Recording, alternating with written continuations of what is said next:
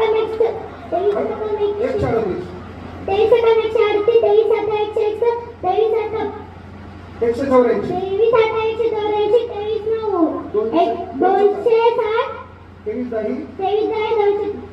200 जोरदार चालायचं. Right. हा? जानेवारीची दिनविशेष सांग.